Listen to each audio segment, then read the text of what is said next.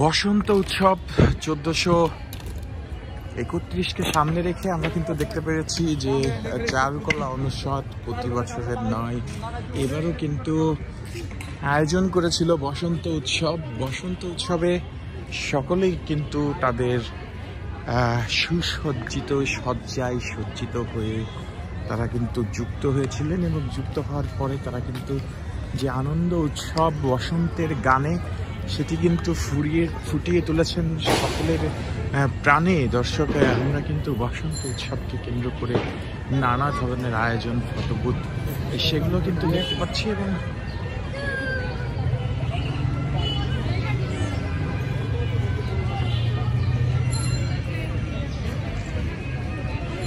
বসন্তকে কেন্দ্র করে সকলেই কিন্তু সকলের সাথে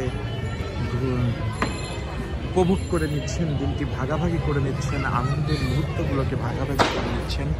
পরিবার পরিজন বন্ধু বান্ধব কলা কৌশলী সকলের সাথে কিন্তু এটি ভাগাভাগি করে নিচ্ছেন, সেটাই কিন্তু আমরা দেখানোর চেষ্টা করছি।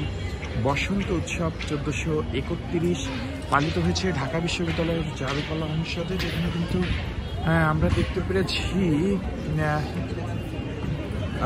ঠিক সকাল থেকে বসন্ত প্রেমীরা, যারা বসন্ত প্রেমী আছেন, বসন্তকে ভালোবাসেন, তারা কিন্তু যুক্ত হয়েছিলেন এবং একটি ফেস্টিভ মুড তৈরি করে রেখেছেন ঢাকা বিশ্ববিদ্যালয়ের চারুকলা উৎসবে। এবং এই বসন্ত উৎসবকে তৈরি করে গড়ে উঠেছে অনেক দোকান, শিল্প সংস্কৃতির দোকানপাট, এবং সকলেই কিন্তু তাদের এই স্টলগুলোতে তারা কিন্তু তাদের প্রদর্শনী সাজিয়ে রেখেছেন।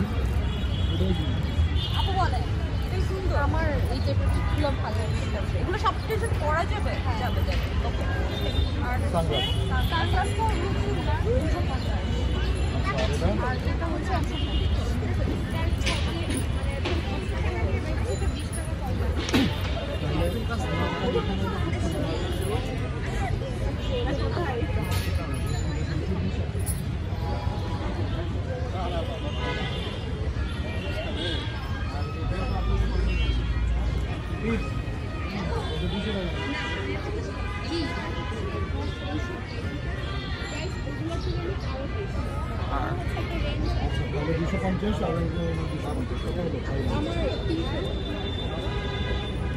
এটা মিলে 500 না, আমার তো মনে হয় 350 ছিল না, এটা নিবি 100 সব মাটি, এগুলো 120 220 গ্রাম। দর্শক, মাটির তৈরি শিল্প প্রদর্শনীও কিন্তু চলেছে এই বসন্ত উৎসবে।